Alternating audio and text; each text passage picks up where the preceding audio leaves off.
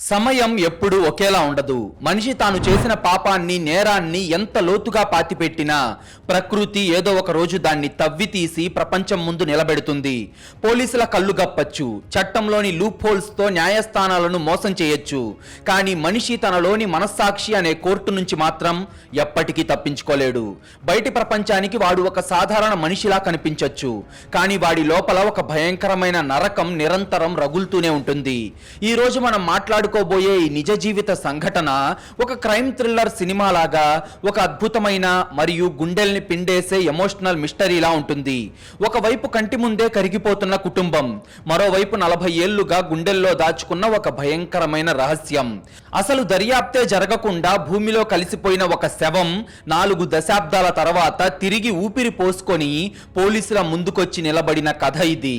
దయచేసి ఎక్కడా కూడా ఈ స్టోరీని స్కిప్ చేయకుండా ఈ కథలోని ప్రతి చిన్న విషయాన్ని జాగ్రత్తగా గమనించండి. ఎందుకంటే ఈ కథలో ఉన్న సస్పెన్స్ మీ ఊహలకు కూడా అందదు. ఒకసారి ఆలోచించండి, 40 ఏళ్ల క్రితం జరిగిన ఒక మర్డర్ ని ఎవరైనా గుర్తుంచుకుంటారా? అది కూడా ఒక డెడ్ బాడీ మట్టిలో కలిసిపోయిన తర్వాత. ఎవరూ పట్టించుకొని ఆ మర్డర్ బయటికి ఎందుకు వచ్చింది అనేది ఇప్పుడు చూద్దాం. అది కేరళలోని మలప్పురం జిల్లాలో ఉన్న వేంగరా అనే ఒక ప్రశాంతమైన చిన్న టౌన్. అక్కడ మొహమ్మద్ అలీ అనే ఒక సాధారణ వ్యక్తి ఇల్లుంది. బయట నుంచి చూసే వాళ్ళకి అతను తన భార్య, 2 పిల్లలతో ఎంతో సంతోషంగా బతుకుతున్న ఒక సాధారణ మనిషిలా కనిపిస్తాడు. కానీ ఆ ఇంటి తలుపులు మూసాక ఆ 4 గోడల మధ్య అతను పడుతున్న నరక యాతన ఎవరికీ తెలియదు. అప్పటిదాకా నవ్వుతూ ఆడుకుంటున్న అతని 9 ఏళ్ల పెద్ద కొడుకు అనుకోకుండా ఒక రోజు రోడ్డు ప్రమాదంలో కళ్ళెదుటే రక్తపు మడుగులో ప్రాణాలు వదిలాడు. ఆ ఊహించని ఘోరం మొహమ్మద్ అలీ గుండెలను ముక్కలు చేసింది. తన కొడుకు మరణాన్ని అతను ఏమాత్రం జీర్ణించుకోలేకపోయాడు. ఒక తండ్రిగా అతను మెంటల్ గా బాగా డిస్టర్బ్ అయ్యాడు. ఇంట్లో ఒక చీకటి గదిలో ఒక మూలన కూర్చొని చనిపోయిన తన కొడుకు ఇంకా బతికే ఉన్నాడని ఊహించుకుంటూ గోడలతో పిచ్చివాడిలా మాట్లాడటం మొదలుపెట్టాడు. దేవుడా, నా ప్రాణాలు తీసుకొని నా కొడుకును నాకు తిరిగిచ్చేయి అని గుండెలు పగిలేలా ఏడ్చాడు. ఆ భరించలేని బాధ నుంచి బయటపడటానికి నెమ్మదిగా మందు తాగడానికి అలవాటు పడ్డాడు. అన్నం తినకుండా, నిద్రపోకుండా ఎప్పుడూ తాగుతూనే ఉండటంతో అతని ఆరోగ్యం పూర్తిగా చెడిపోయింది. కుటుంబ భారం మొత్తం భార్య మీద పడింది. బంధువులంతా వచ్చి జరిగిన ఘోరాన్ని మర్చిపో, బతికున్న నీ 2వ కొడుకు కోసమైనా నువ్వు మళ్ళీ మామూలు మనిషివి కావాలి అని కౌన్సిలింగ్ ఇచ్చి మందులు వాడించి అతన్ని మెల్లగా ఆ మందు వ్యసనం నుంచి బయటకు తీసుకొచ్చారు. కొన్నేళ్లకి ఆ కుటుంబం నెమ్మదిగా కోలుకుంటుంది అనుకుంటున్న సమయంలో విధి వాళ్ళ మీద మరో భయంకరమైన దెబ్బ కొట్టింది. తన పెద్ద కొడుకును బలి తీసుకున్నట్టే అతని 2వ కొడుకు కూడా దారుణమైన రోడ్డు ప్రమాదానికి గురయ్యాడు. ప్రాణాలు పోకపోయినా హాస్పిటల్లో ఒళ్లంతా బ్యాండేజీలతో కనీసం కదలలేని స్థితిలో మంచానికే పరిమితమైపోయాడు. ఆ దృశ్యం చూసిన మొహమ్మద్ అలీకి పిచ్చెక్కిపోయినంత పనయ్యింది. ఎందుకు నా కుటుంబానికే ఇలా జరుగుతుంది? నా పిల్లలకు పడుతున్న ఈ శిక్ష వెనక ఉన్న కారణమేంటి అని తనలో తాను కుమిలిపోవడం మొదలుపెట్టాడు. ఆ రాత్రి హాస్పిటల్ నుంచి బయటకు వచ్చిన మొహమ్మద్ అలీ నేరుగా ఆ ఊర్లో ఉన్న రైల్వే స్టేషన్ కు వెళ్ళాడు. ప్లాట్ఫామ్ మీద అంచున కూర్చున్నాడు. దూరం నుండి ఒక రైలు వస్తుంది. ఆ రైలు కింద పడి తన ప్రాణాలు తీసుకోవాలని, తన జీవితాన్ని ఇక్కడితో ముగించేయాలి అని కళ్ళు గట్టిగా మూసుకున్నాడు. కానీ సరిగ్గా రైలు దగ్గరకు వచ్చే క్షణంలో అతని మనస్సులో ఏదో ఒక బలమైన ఆలోచన వచ్చింది. తాను చనిపోతే తన భార్య, మంచాన పడ్డ తన కొడుకు అనాథలవుతారని వెనక్కి తగ్గాడు. కానీ తన పిల్లలకు పడుతున్న ఈ శిక్షలకు కారణం తాను ఎప్పుడో చేసిన ఒక మహాపాపమే అని అతనికి అర్థమైంది. దాంతో ఆ రాత్రంతా నిద్రపోకుండా గడిపిన మొహమ్మద్ అలీ ఉదయం కాగానే నేరుగా నడుచుకుంటూ వెళ్లి ఆ ఊరి పోలీస్ స్టేషన్ గుమ్మం ముందు నిలబడ్డాడు. స్టేషన్లో కానిస్టేబుళ్లు, ఆఫీసర్లు తమ పనుల హడావుడిలో ఉన్నారు. మొహమ్మద్ అలీ ప్రశాంతంగా ఎలాంటి తడబాటు లేకుండా ఒక పెద్ద ఆఫీసర్ దగ్గరకు వెళ్ళి, సార్, నేను లొంగిపోవడానికి వచ్చాను అన్నాడు.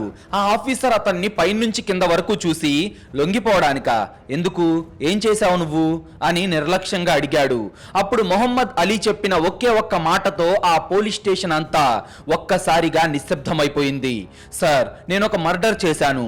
కానీ ఆ మర్డర్ నిన్న నిన్ననో మొన్ననో జరిగింది కాదు సార్, సరిగ్గా 40 ఏళ్ల క్రితం జరిగింది. ఆ పాపమే ఈ రోజు నా పిల్లలను బలి తీసుకుంటుంది. నాకు శిక్ష వేయండి సార్ అని కన్నీళ్లు పెట్టుకున్నాడు. 40 ఏళ్ల క్రితం జరిగిన హత్యకు ఇప్పుడు లొంగిపోవడం ఏంటి? ఈ వ్యక్తికి మతిస్థిమితం ఏమైనా తప్పిందా అని పోలీసులు కూడా ఆశ్చర్యపోయారు. వాడిని కుర్చీలో కూర్చోబెట్టి తాగడానికి నీళ్ళిచ్చి 40 ఏళ్ల క్రితం హత్య జరిగిందా, ఎలా జరిగింది, ఎవరిని చంపావు అని అడగడం మొదలు పెట్టారు. అప్పుడు ఆ పోలీస్ స్టేషన్లో మొహమ్మద్ అలీ చెప్పిన ఆ చీకటి గతం వింటుంటే పోలీసులకే ఒంట్లో వణుకు పుట్టింది.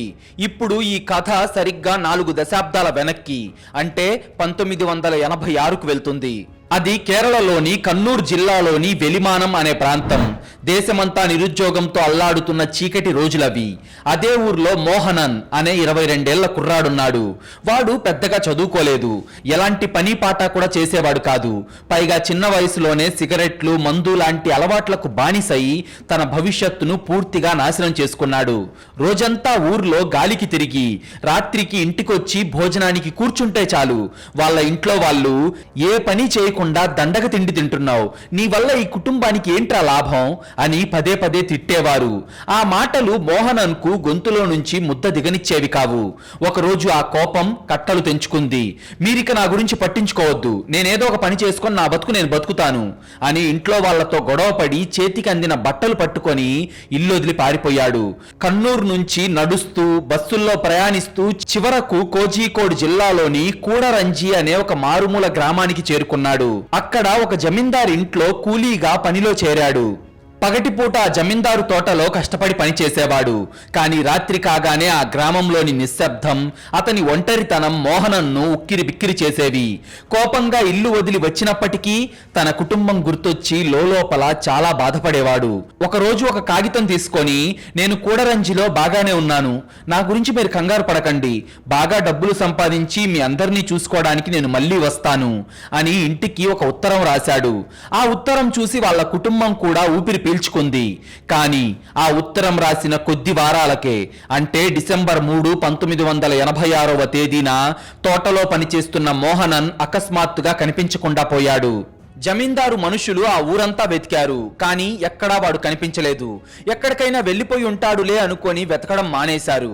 కానీ మరుసటి రోజు, అంటే డిసెంబర్ 4వ తేదీ మధ్యాహ్నం ఆ ఊరి సమీపంలో ఉన్న ఒక వాగు ఒడ్డున నీళ్లలో తేలుతూ పాలిపోయిన స్థితిలో ఉన్న ఒక మృతదేహాన్ని గ్రామస్తులు గుర్తించారు. అయితే అది కనిపించకుండా పోయిన మోహనందే. పోలీసులు అక్కడికి చేరుకున్నారు. మోహనన్ ఎందుకు చనిపోయాడు అని ఇన్వెస్టిగేషన్ చేస్తుండగా జమీందారు మనుషులు పోలీసులతో ఒక మాట చెప్పారు. సార్, ఈ మోహనన్ కు తరచుగా మూర్ఛ వచ్చే వ్యాధి ఉంది సార్. బహుశా కాళ్ళు చేతులు కడుక్కోవడానికి వాగు దగ్గరకు వచ్చినప్పుడు సడన్ గా మూర్ఛ వచ్చి నీళ్లలో పడిపోయి ఊపిరాడక చనిపోయి ఉంటాడు అని చెప్పారు.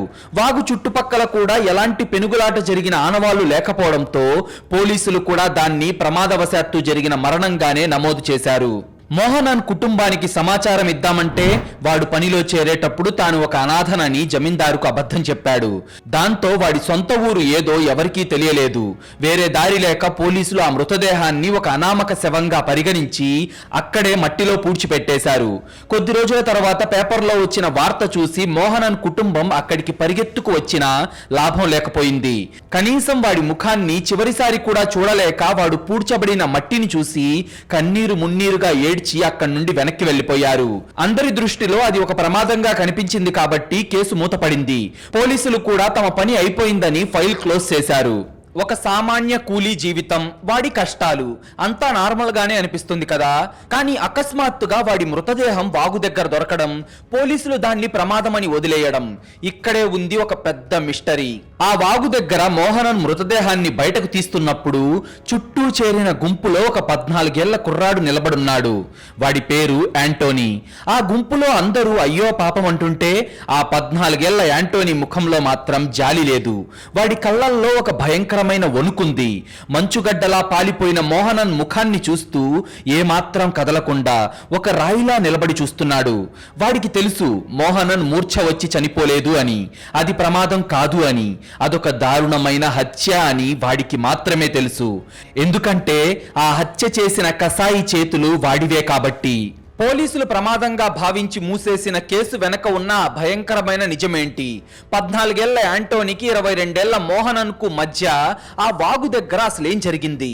అంత చిన్న వయసులో ఆ కుర్రాడు ఒక మనిషి ప్రాణాలు ఎందుకు తీశాడు? అసలు ఇప్పుడు పోలీసుల ముందు లొంగిపోయిన 55 ఏళ్ల మొహమ్మద్ అలీకి ఆనాడు భయంతో వణికిపోయిన 14 ఏళ్ల యాంటోనీకి మధ్య ఉన్న సంబంధం ఏంటి? 40 ఏళ్ల తర్వాత పోలీసుల ముందుకొచ్చి ఆ అదృశ్య హంతకుడు చెప్పిన ఆ రెండో మర్డర్ కథ ఏంటి అనేది చూసే ముందు మీలో చాలా మంది మన వీడియోలు చూస్తున్నారు, కానీ వీడియోను లైక్ చేయడం లేదు, మన ఛానల్ను సబ్స్క్రైబ్ చేయడం లేదు. ప్లీజ్ మీరు చేసే చిన్న లైక్, ఒక సబ్స్క్రైబ్ మమ్మల్ని ఎంతో ఎంకరేజ్ చేసినట్టుగా ఉంటుంది. అలాగే మీరిచ్చే ఒక పాజిటివ్ కామెంట్ ఇలాంటి రియల్ క్రైమ్ స్టోరీస్ని రోజు మీ ముందుకు తీసుకురావడానికి మాకు చాలా బూస్టప్ ఇచ్చినట్టుంటుంది. పోలీస్ స్టేషన్లోని వాతావరణం అంతా స్తంభించిపోయింది. 40 ఏళ్ల క్రితం మూతపడిన ఒక కేసు ఫైల్ ఇప్పుడు ఊపిరి పోసుకొని వాళ్ళ ముందు కూర్చొని మాట్లాడుతుంది. ఆ 55 ఏళ్ల మొహమ్మద్ అలీ కళ్ళల్లో కన్నీళ్లు తిరుగుతున్నాయి. సార్, 1986లో ఆ వాగు దగ్గర మోహనన్ను చంపింది ఆ 14 ఏళ్ల యాంటోనీనే సార్. అయితే ఆ యాంటోనీ మరెవరో కాదు, ఇప్పుడు మీ ముందు కూర్చున్న ఈ మొహమ్మద్ అలీనే సార్ అని గొంతు పగిలేలా ఏడుస్తూ అసలు నిజాన్ని బయటపెట్టాడు. అది విన్న పోలీసులకు మైండ్ బ్లాక్ అయిపోయింది. 40 ఏళ్ల క్రితం ప్రమాదంగా నమోదై మట్టిలో కలిసిపోయిన ఒక అనాథ శవం వెనక ఇంతటి భయంకరమైన నిజం దాగుందా? అసలు ఆ 14 ఏళ్ల వయసులో యాంటోనీ 24 ఏళ్ల మోహనన్ను ఎందుకు చంపాడు? ఆ రోజు ఆ వాగు దగ్గర ఏం జరిగింది అని పోలీసులు ఆశ్చర్యంగా అడగడం మొదలుపెట్టారు. అప్పుడు మొహమ్మద్ అలీ తన మనసులో దశాబ్దాలుగా దాచుకున్న ఆ చీకటి గతాన్ని కళ్ళకు కట్టినట్టు చెప్పడం మొదలుపెట్టాడు. కిల్లర్గా మారిన యాంటోనీ స్టోరీ వింటే చట్టం వాడిని హంతకుడు అన్నప్పటికీ మనకి వాడి పట్ల ఒక రకమైన సింపతి పక్కాగా వస్తుంది. సార్, అది డిసెంబర్ 3, 1986 మధ్యాహ్నం సుమారుగా సమయం 1 గంట అవుతుంది. మండుటెండలో నేను ఆ జమీందారు తోటలో కష్టపడి పనిచేస్తున్నాను. ఆ రోజు తోటలో పనికి వచ్చిన వాళ్ళల్లో నేను ఒక్కడే ఉన్నాను సార్. చుట్టూ మనుషులు ఎవరూ లేరు, అంతా నిశ్శబ్దంగా ఉంది. మధ్యాహ్నం భోజనం చేయడానికి ముందు కాళ్ళు చేతులు కడుక్కుందామని పక్కనే పారుతున్న వాగు దగ్గరికి వెళ్ళాను. తోట పని కావడంతో నా ఒంటి మీద చొక్కా లేదు, కేవలం ఒక ప్యాంటు మాత్రమే వేసుకొని ఉన్నాను. నేను వంగి ఆ చల్లటి నీళ్లతో ముఖం కడుక్కుంటుండగా అకస్మాత్తుగా నా భుజం మీద వెనక నుంచి ఎవరో చెయ్యేశారు. దాంతో ఉలిక్కిపడి వెనక్కి తిరిగి చూశాను. నా వెనక 22 ఏళ్ల మోహనన్ నిలబడున్నాడు. వాడి ముఖంలో ఒక సైకోకి ఉండే నవ్వుంది. నా కళ్ళల్లోకి కాకుండా వాడు నా శరీరం వైపు ఒక మృగంలా చూస్తున్నాడు. గడిచిన 3-4 రోజుల నుంచి నువ్విక్కడికి ఒంటరిగా రావడం నేను గమనిస్తున్నాను అంటూ వాడు నా మీద మళ్ళీ చెయ్యి వేయడానికి ప్రయత్నించాడు. అది చూసి నాకు భయమేసింది సార్. వాడి చూపుల్లోని మాటల్లోని అర్థం నాకు అర్థమైంది.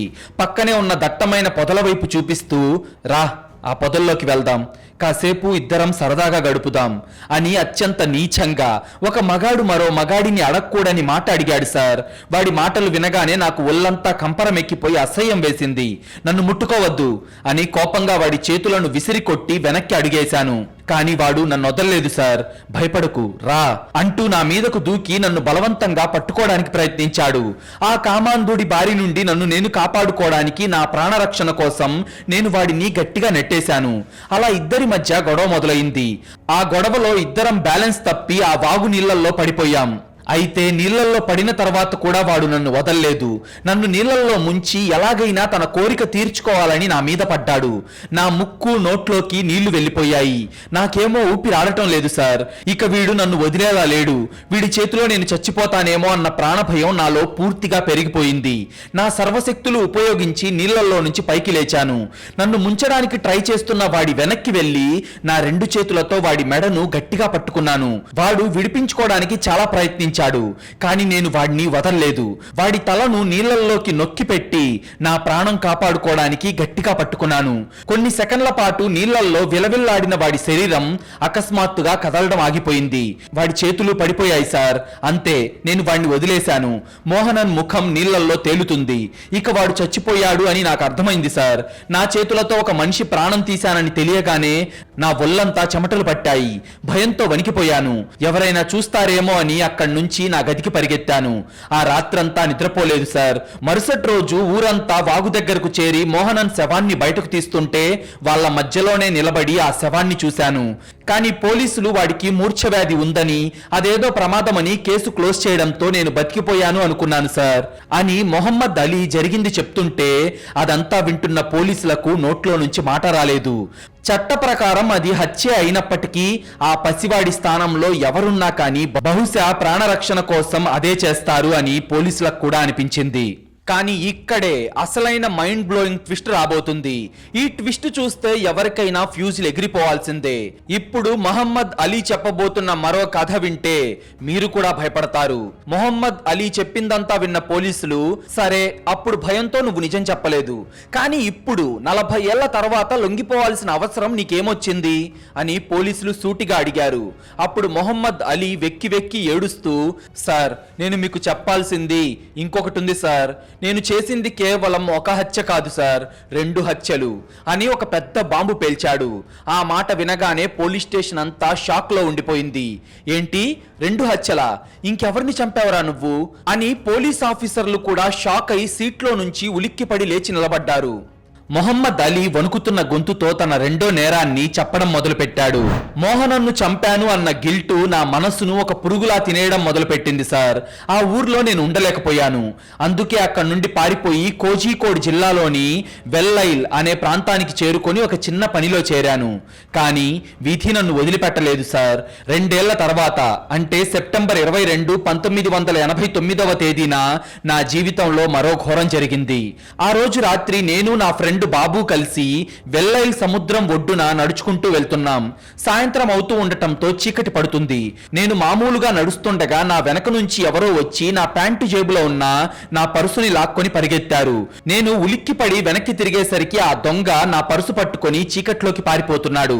రే నా పర్సు కొట్టేసి పారిపోతున్నాడ్రా అని నా ఫ్రెండ్ బాబుకి చెప్పి ఇద్దరం వాడి వెనకాలే పరిగెత్తాం సార్.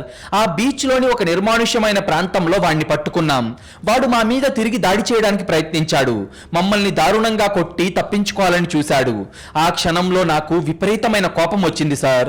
వాడిని వెనక నుంచి గట్టిగా పట్టుకొని వాడి మెడను ఇసుకలో అదిమి పెట్టి ఊపిరాడకుండా నొక్కాను. అదే సమయంలో నా స్నేహితుడు బాబు వాడి జేబులో నుంచి నా పర్సు తీసుకోవడానికి వాడి కాళ్లను పట్టుకొని పర్సు తీసే పనిలో ఉన్నాడు.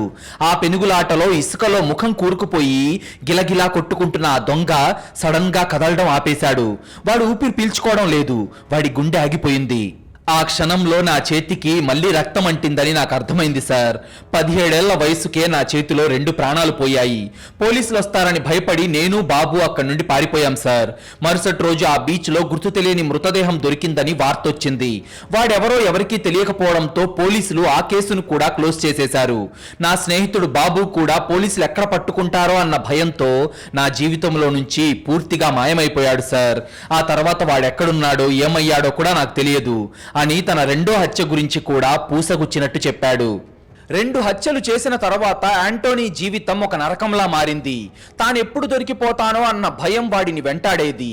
ఆ పాపాల నుంచి పరిహారం పొందటం కోసం దేవుడు తనను క్షమిస్తాడు అన్న ఆశతో క్రైస్తవ మతం నుంచి ఇస్లాం మతంలోకి మారి తన పేరును మొహమ్మద్ అలీగా మార్చుకున్నాడు. పాత గతాన్ని పూర్తిగా మర్చిపోయి ఒక సాధారణ జీవితాన్ని గడపాలని వేంగరా అనే ఊరిలో సెటిల్ అయి పెళ్లి చేసుకున్నాడు. 2 మగపిల్లలు కూడా పుట్టారు. జీవితం అంతా బాగుంది అనుకున్నాడు. కానీ చట్టం నుంచి తప్పించుకున్నా కర్మ నుంచి ఎవరూ తప్పించుకోలేరని అతనికి అప్పుడు అర్థం కాలేదు. సార్ దేవుడు నా పాపాలను క్షమించలేదు సార్. నా పెద్ద కొడుకు 9 ఏళ్ల వయసులో రోడ్డు ప్రమాదంలో నా కళ్ళెదుటే విలవిల్లాడుతూ చనిపోయాడు సార్. ఆ మోహనన్ నా చేతుల్లో ఎలాగైతే విలవిల్లాడుతూ చనిపోయాడో నా కొడుకు కూడా అలాగే రోడ్డు మీద ప్రాణాలు వదిలాడు సార్. ఆ బాధ నుంచి కోలుకోక ముందే నా రెండో కొడుకు కూడా యాక్సిడెంట్ లో తీవ్రంగా గాయపడి మంచానికే పరిమితమయ్యాడు. దాంతో దేవుడు నన్ను శిక్షించడం లేదు, నా పాపాలకు నా పిల్లలను బలి తీసుకుంటున్నాడు అని నాకు అర్థమైపోయింది సార్. నేను చేసిన హత్యలకు నా పిల్లలే శిక్ష అనుభవిస్తున్నారు. ఈ పశ్చాత్తాపంతో నేను రోజు నరకం అనుభవిస్తున్నాను. నా మనస్సాక్షి నన్ను ప్రతి క్షణం చంపేస్తుంది. ఇక ఈ పాపాన్ని నేను మోయలేను సార్. నన్ను జైల్లో వేయండి, నాకు ఉరిశిక్ష వేయండి. ఆ శిక్ష అయినా నాకు మనశ్శాంతిని కలిగిస్తుందేమో సార్ అంటూ మొహమ్మద్ అలీ పోలీస్ స్టేషన్లోని నేల మీద పడి భోరున ఏడ్చాడు. ఈ మొహమ్మద్ అలీ పరిస్థితి చూస్తే దేవుడి శిక్ష చట్టం కంటే ఎంత కఠినంగా ఉంటుందో అర్థమవుతుంది కదా. పోలీసులు పాత ఫైళ్ళన్నీ తవ్వి తీశారు. కానీ ఈ కన్ఫెషన్తో వాళ్ళు వేసిన ఆ మాస్టర్ ప్లాన్ ఏంటి, ఆ లీగల్ ట్విస్ట్ ఏంటో వింటే మీ మైండ్ బ్లాక్ అవుతుంది. మొహమ్మద్ అలీ చెప్పిన ఈ కన్నీటి కథ విన్న పోలీసులకు ఏం చేయాలో అర్థం కాలేదు. ఒక వ్యక్తి 40 ఏళ్ల తర్వాత వచ్చి నేను 2 మర్డర్లు చేశాను అని చెప్తే పోలీసులు వెంటనే వాడిని అరెస్ట్ చేసి జైల్లో పెట్టలేరు. వాడి మానసిక స్థితి బాగోక కట్టుకథలు చెప్తున్నాడా లేక నిజంగానే ఆ హత్యలు జరిగాయా అని నిరూపించడానికి చట్టపరమైన ఆధారాలు కావాలి. దాంతో వెంటనే కేరళ పోలీసుల స్పెషల్ టీం 1986 నాటి రికార్డులను తవ్వడం మొదలుపెట్టింది. వాళ్ళు నేరుగా కూడరంజి పోలీస్ స్టేషన్ కు వెళ్లారు.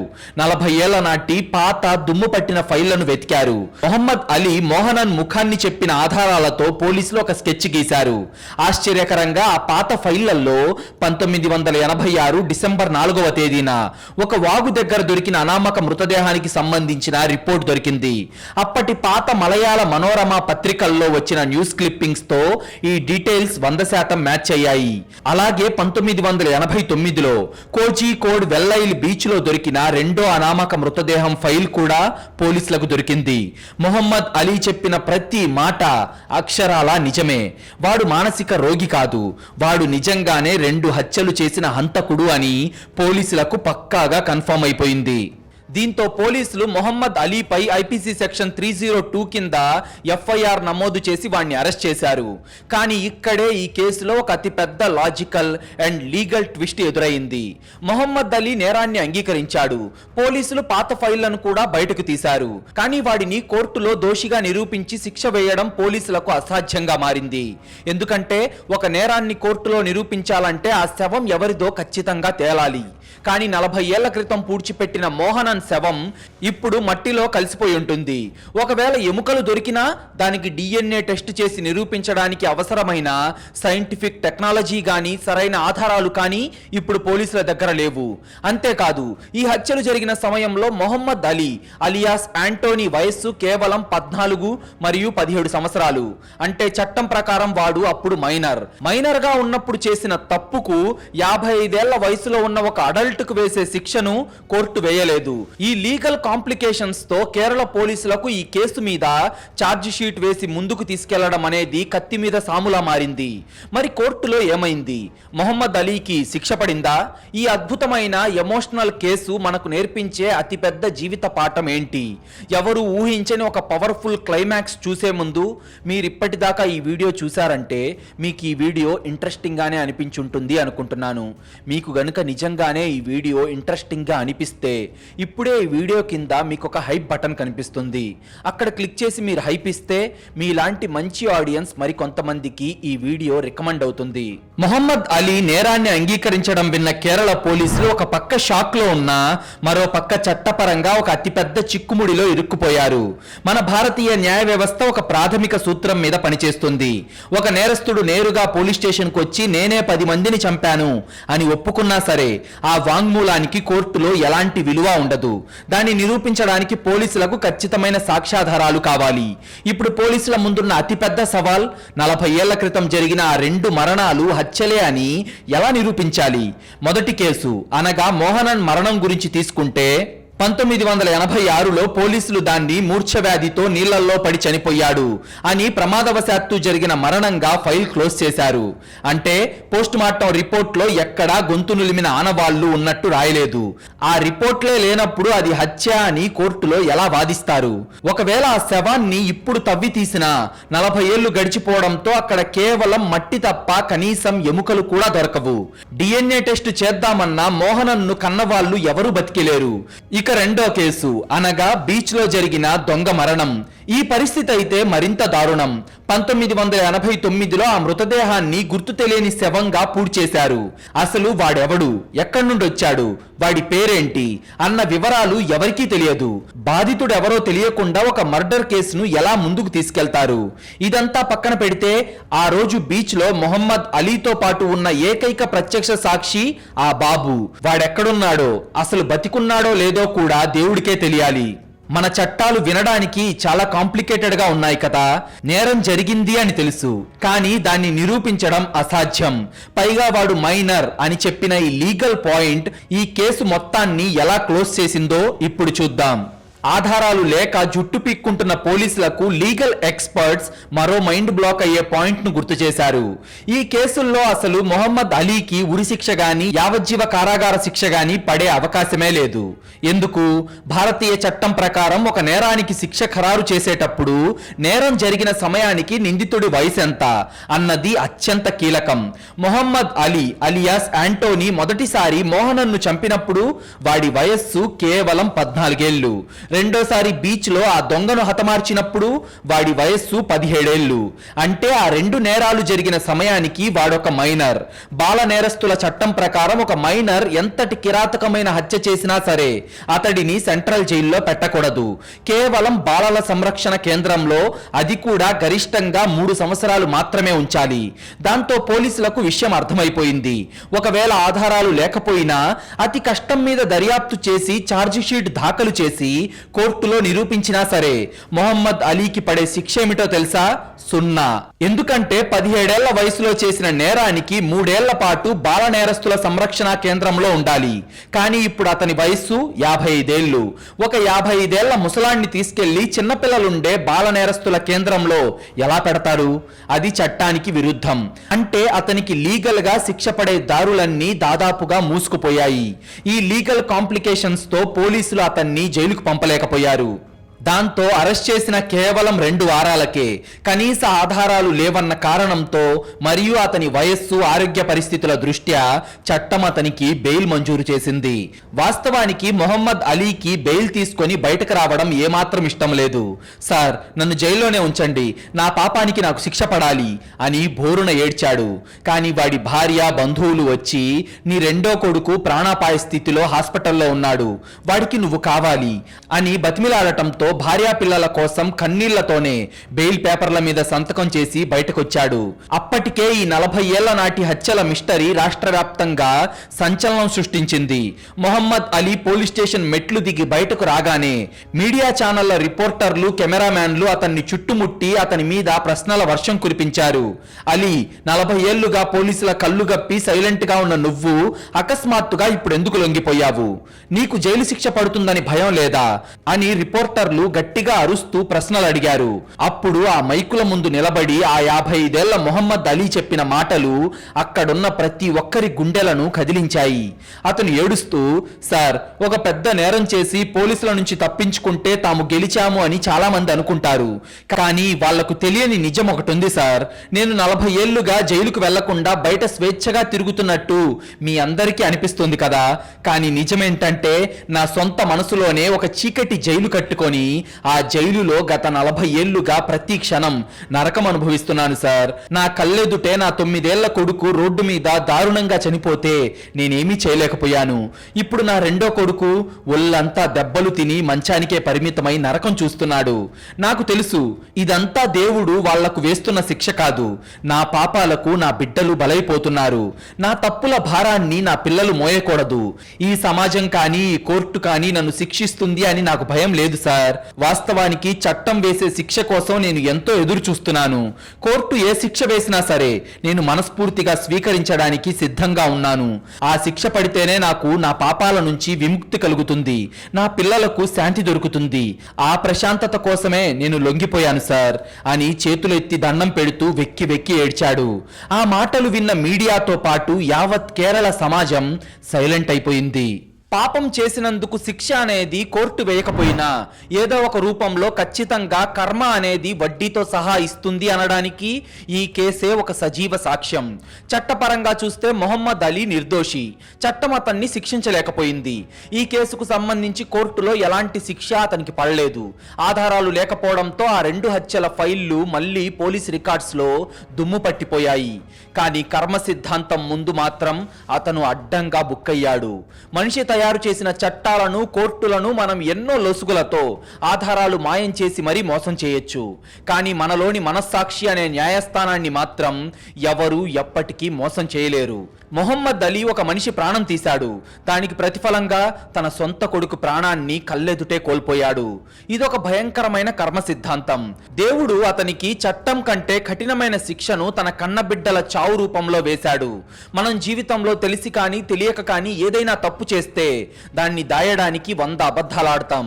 బయటి ప్రపంచం ముందు ఏమీ ఎరగనట్లుగా నటిస్తాం. ఆ తప్పు నుంచి తప్పించుకోవడం మనకు తాత్కాలిక ఆనందాన్ని ఇస్తుందేమో కానీ లోపల దాచుకున్న నిజం మనల్ని లోపల ఒక చెదపురుగులా తినేస్తుంది. రాత్రిపూట ప్రశాంతంగా నిద్ర కూడా పోనివ్వదు. ఒక తప్పును ధైర్యంగా అంగీకరించి దానివల్ల ఎదురయ్యే ఇబ్బందులను ఎదుర్కోవడమే నిజమైన ప్రశాంతతనిస్తుంది. మొహమ్మద్ అలీ 40 ఏళ్ల తర్వాత లొంగిపోయి అదే విషయాన్ని మనకు రుజువు చేశాడు. మనం చేసే ప్రతి పనికి ఒక రియాక్షన్ ఉంటుంది. మనం ఒకరిని ఏడిపిస్తే ఇంకో రూపంలో ఆ కన్నీళ్లు మన దగ్గరకే వస్తాయి. మొహమ్మద్ అలీ చిన్న వయసులో లైంగిక దాడి నుంచి తప్పించుకోవడానికి ఆత్మరక్షణ కోసమే మొదటి హత్య చేశాడు. కానీ ఆ విషయాన్ని చట్టానికి చెప్పకుండా పారిపోవడం, ఆ తర్వాత దొంగను కొట్టి చంపడం అతన్ని కర్మరూపంలో వెంటపడ్డాయి. దేవుడి లెక్కల పుస్తకంలో ఎవరూ తప్పించుకోలేరు అనడానికి అతని కుటుంబం పడ్డ బాధలే సజీవ సాక్ష్యం. ఇప్పటికీ కూడా ఈ 40 ఏళ్ల నాటి కేసు కేరళ పోలీస్ రికార్డుల్లో ఒక తీరని మిస్టరీగానే ఉండిపోయింది. చట్టం దృష్టిలో మొహమ్మద్ అలీ ఒక నేరస్తుడు కాదు. కానీ ప్రతిరోజు రాత్రి తన కొడుకు ఫోటో ముందు నిలబడి కన్నీళ్లు పెట్టుకుంటూ ఆ దేవుడు వేసే శిక్ష కోసం ఎదురు చూస్తున్న ఒక అభాగ్యుడైన తండ్రి. ఇది కేరళలో సంచలనం సృష్టించిన మొహమ్మద్ అలీ అలియాస్ యాంటోనీ కేసు. ఈ రియల్ లైఫ్ క్రైమ్ స్టోరీ మీకు ఎలా అనిపించింది? అలాగే 40 ఏళ్ల పాటు గిల్ట్తో రగిలిపోయి లొంగిపోయినా అతని నిర్ణయం కరెక్టే అంటారా? లేక ఇన్నేళ్లు దాచిపెట్టడం అతని స్వార్థం అంటారా? అలాగే చట్టం అతన్ని శిక్షించలేకపోవడంపై మీరేమనుకుంటున్నారు అనేది ఖచ్చితంగా కామెంట్ చేయండి. అలాగే మీకు గనుక ఈ రియల్ క్రైమ్ స్టోరీ ఇంట్రెస్టింగ్ గా అనిపించుంటే ఈ వీడియోను లైక్ చేసి మన ఛానల్ను సబ్స్క్రైబ్ చేసుకోండి. మీరు చేసే చిన్న లైక్, ఒక సబ్స్క్రైబ్ మమ్మల్ని ఎంతో ఎంకరేజ్ చేసినట్టుగా ఉంటుంది. అలాగే మీరు ఇచ్చే ఒక పాజిటివ్ కామెంట్ ఇలాంటి రియల్ క్రైమ్ స్టోరీస్ని రోజు మీ ముందుకు తీసుకురావడానికి మాకు చాలా బూస్టప్ ఇచ్చినట్టుంటుంది.